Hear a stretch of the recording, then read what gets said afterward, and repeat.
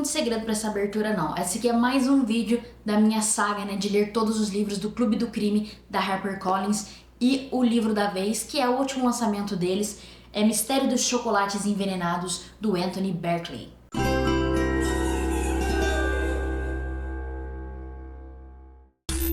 Olá pessoal, meu nome é Thiago e sejam muito bem-vindos ao meu canal. Aqui a gente fala de terror, de ficção científica, de mistério, tudo que é insólito, público, fantástico e maravilhoso. Se você for novo por aqui, por favor, considere se inscrever e fazer parte dessa bela comunidade de amigos. Se for velho de casa, já sabe, vai deixando seu like, porque me ajuda muito a fazer que esse vídeo chegue até mais pessoas. É assim que o YouTube entende que você gosta desse tipo de vídeo e que ele tem que entregar para mais pessoas.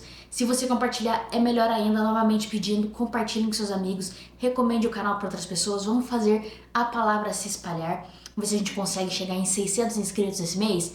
A gente tá agora no comecinho de fevereiro, hoje é dia 5. Até o final do mês, acho que a gente consegue chegar em 600. Estamos em 538 na gravação desse filme. E bom, vamos direto pro vídeo, né, que é o que interessa. Como eu disse, o livro da vez é O Mistério dos Chocolates Envenenados, do Anthony Berkeley, do Clube do Crime. Essa capa está belíssima.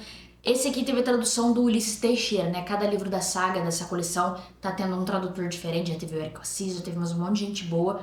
E o pós-fácil desse aqui foi da Bel Rodrigues. Quando no ano passado a HarperCollins anunciou isso aqui, eu fiquei completamente maluca, porque desde o ano passado eu comecei a ver mais sobre literatura policial, né, histórias de detetive, histórias de crime, literatura de crime. Esse livro aqui sempre teve no meu radar, ele sempre foi dito, né, como um livro interessante. Tem várias pessoas que consideram um dos melhores livros de literatura de crime que existem, e também o meu coleguinha lá do Clube de Mistérios, no perfil no Instagram, sigam lá, que né, fala tudo sobre literatura policial, história de detetive e tudo mais. Ele sempre falou muito bem disso aqui, que isso aqui é um tesouro. E quando a HarperCollins anunciou, eu e ele ficamos assim, maluco, parecendo o urso do Pica-Pau correndo, porque finalmente isso aqui ia ser no Brasil, isso aqui nunca saiu no Brasil, e é assim, um livro fundamental pra quem é fã de histórias de detetive. Então, finalmente poder ler isso aqui, eu podia ter lido em inglês, né? Mas finalmente ler isso aqui em português, disponível pra todo mundo, maravilhoso, sabe? Esse Clube do Crime tem os altos e baixos ali, mas eu acho uma ideia fantástica da HarperCollins. E eu não tô sendo paga pra falar isso, tá? Eu realmente sou muito fã dessa coleção Clube do Crime, porque tá me dando acesso a muitas coisas que de outra maneira eu não teria. Ou pelo menos seria muito mais difícil ter acesso, então é isso. Bom, quanto à história, a gente tem esse clube de detetives, essas pessoas super interessadas em crimes reais, né? Normalmente crimes que já aconteceram há muito tempo, que ficaram sem solução, ou que eles não concordam com a solução. Eles se reúnem para jantar e debatem, né? Cada um pode trazer a sua teoria, e aí eles veem se é, né, aprovado ou não pelos outros membros. É um clube super difícil de entrar, você tem que fazer, né, uma dissertação para eles, e se todos os membros aprovarem, você faz parte. São 6 pessoas. São 6 membros no clube até esse momento, e aí é a partir deles que a gente conhece o caso. Qual é o caso? Um ricaço tá lá de bobeira, vai lá no clube que ele costuma almoçar, e ele recebe uma caixa de bombom de um lugar que fala assim: ah, a gente é dessa famosa fábrica de chocolate, come aqui pra ver se é bom e diz pra gente, você que é um homem respeitável, diz pra gente se ele é bom. E esse cara, né, o Eustace Pennyfeather, ele fala: não, que merda isso aqui, eu não vou fazer nada disso não, e dá pro coleguinha dele, que é o Bendix, Sr. Bendix, que por acaso tinha feito uma aposta com a esposa dele, de que, né, quem ganhasse a aposta ganhava uma caixa de bombons. Ele aproveita e leva isso aqui pra esposa dele comer, não levar pra agradar ela. Ele vai pra casa, almoça com a esposa, eles comem o bombom depois. Ele come uns 2 só, porque ele não é chegado em chocolate, e a esposa fica lá comendo, depois ele volta pra fazer outras coisas. Ele volta pro clube e começa a passar muito mal. E aí a galera fica preocupada, né? Que, nossa, o que tá acontecendo com ele? Ele recebe uma ligação, enquanto tá lá de cama ainda, lá dentro do clube, que a mulher dele faleceu. Ela comeu os bombons e faleceu, né? E aí, investigando, a polícia diz que realmente foram os bombons que estavam envenenados. E é a partir disso que o caso se faz, né? Então, quem queria envenenar o Sr. Eustace? Já que o Sr. Eustace deu a caixa de bombom, presume-se que seria pra matar ele, né? Só que a polícia não consegue chegar em lugar nenhum, a Scotland Yard não consegue andar com nada. Eles começam a supor que pode ser um maníaco, um cara que só queria fazer um crime maluco. E aí os nossos coleguinhas lá do Círculo do Crime, né, o Clube do Crime, resolver isso aqui. O presidente deles, o Roger, eu esqueci o sobrenome dele, mas o Roger traz pra eles esse caso e fala assim: vamos fazer um caso que tá atual ainda. E aí, a partir disso, a gente vê cada um dos 6 membros do clube dando a sua teoria, né, do que pode ter acontecido, do que é realmente esse caso. E é basicamente isso é o livro. Você não investiga realmente, você vê esses 6 relatos, essas 6 teorias desses 6 personagens. E eu não imaginava que um livro com essa premissa podia ser o melhor livro do Clube do Crime que eu li. Isso aqui é fantástico. É lógico que eu também fiquei feliz porque, vou falar pra vocês, eu resolvi o caso. Ali na metade do livro eu falei, é fulano, e foi fulano mesmo. E aí eu me senti o maior detetive de todos os tempos, maior que Sherlock. Quem é Sherlock Holmes perto de mim? Hercule Poirot? Quem é você? E foi isso, mas eu ainda acho que isso aqui, a maneira com que ele pega você ali pra dar ele te dá o contorno. O Anthony Berkeley é um gênio. E aí agora eu quero falar, né, as minhas impressões realmente do livro. Desculpa se essa sinopse ficou muito longa, mas eu queria dar o panorama da história toda pra vocês. E eu não tinha planejado nada, não tem roteiro, tenho só uns rascunhos aqui do que eu pensei. Então, o vídeo vai ficar mais longo do que eu esperava, mas já me disseram que eu preciso parar de ter medo de vídeo longo, então vamos lá. A primeira coisa que eu gostaria de comentar é que essa ideia, né, do Clube do Crime, essas pessoas que se reuniam pra falar de crimes durante o jantar, era uma coisa que acontecia realmente lá, né, na Inglaterra, entre principalmente autores de ficção de crime, né, de literatura de crime.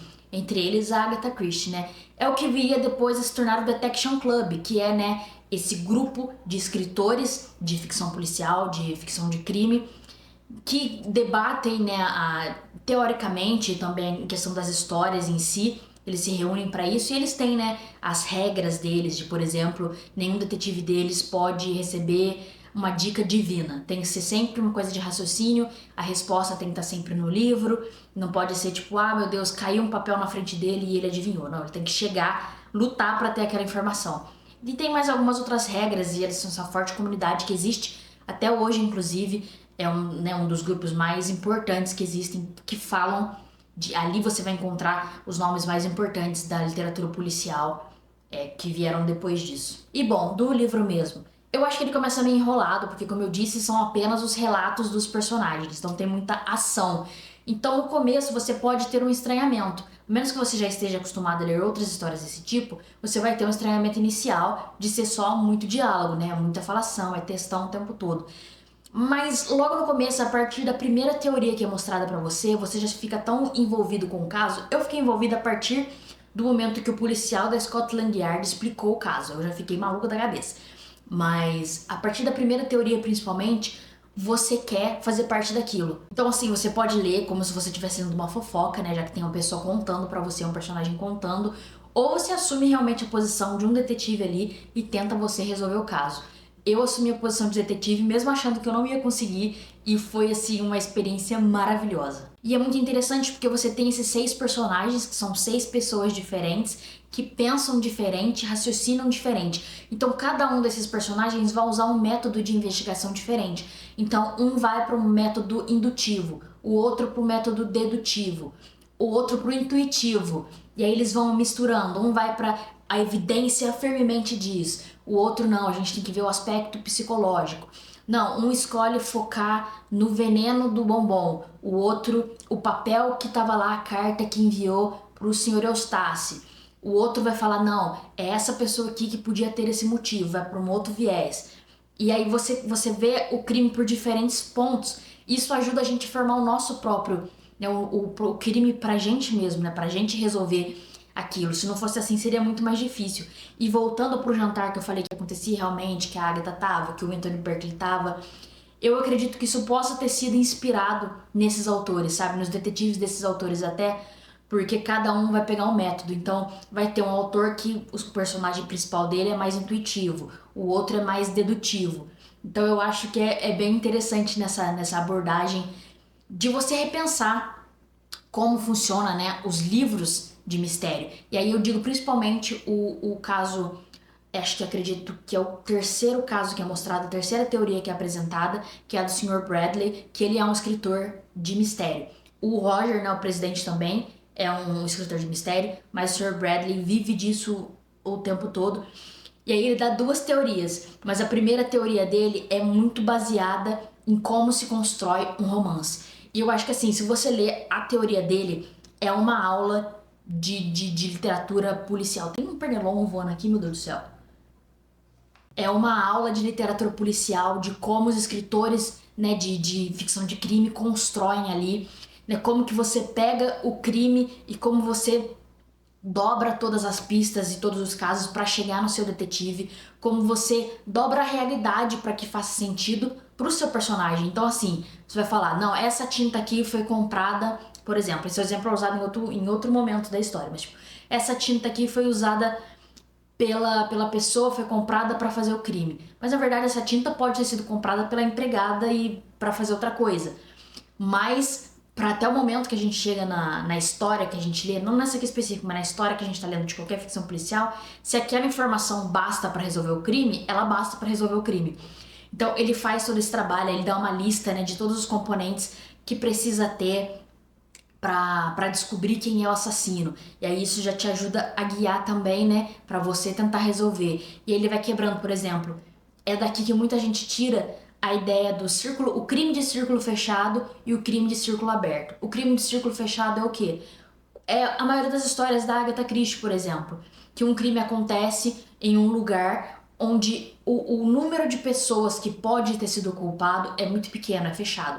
É uma daquelas pessoas. É um costume ser muito famoso nos filmes de murder mystery, né? E aí esse é o círculo fechado. O círculo aberto é quando qualquer pessoa no mundo inteiro pode ter sido culpado daquele crime. E ele fala isso aqui, ele explica. Então, mesmo sendo um livro de ficção, você consegue tirar essa aula sobre história de detetive daqui. E isso foi uma das coisas que me deixou mais maluco, porque eu gosto de estudar os gêneros que eu gosto. E eu achei fantástico. Inclusive, eu sei que o Anthony Berkeley, eu acho que ele tem textos teóricos mesmo. E eu quero até procurar pra ver, né, como ele entende a ficção. E esse Sr. Bradley, né, esse personagem, a teoria dele, além de fantástica, é uma teoria fantástica, é essa aula que ele dá sobre a escrita de histórias de detetive. Isso aqui já vale o livro inteiro, sabe? E aí, falando do final, eu achei o final realmente surpreendente. Só que assim, eu tinha uma informação, como eu já disse que eu já conhecia o livro, né? Eu já sabia que era um livro importante, eu já sabia que era um livro que impactava as pessoas. Então, algumas conclusões que os personagens supõem e tudo mais não passou pela minha cabeça, porque seria muito óbvio. E eu até duvidei do primeiro pensamento que eu tive, vai ser surpreendente, eu achei que o Roger, o presidente do clube, seria o assassino. Mas aí eu descobri, e isso não é spoiler, tá? Eu descobri que ele é um personagem recorrente do Anthony Berkeley. Ele tem outros casos. E assim, aconteceu muito pouco na história da ficção de crime do detetive principal se tornar o assassino em alguma história. Então não é o caso aqui. Mas se fosse pra pensar uma coisa ousada, foi assim que eu tinha a primeira ideia que eu pensei antes de começar o livro, assim, vai ser esse cara que vai ser o assassino, e não é. Mas o final é surpreendente e talvez você perceba, não é todo mundo que consegue notar quem é, mas assim, tá tudo aqui. Eu te garanto que tá tudo aqui. É pela aquela lista que eu falei que o Sr. Bradley dá, e depois num outro momento um personagem apresenta uma tabela. Se você parar e analisar aquela tabela, como o personagem fez, você vai entender o crime. E foi uma delícia resolver isso e maravilhoso.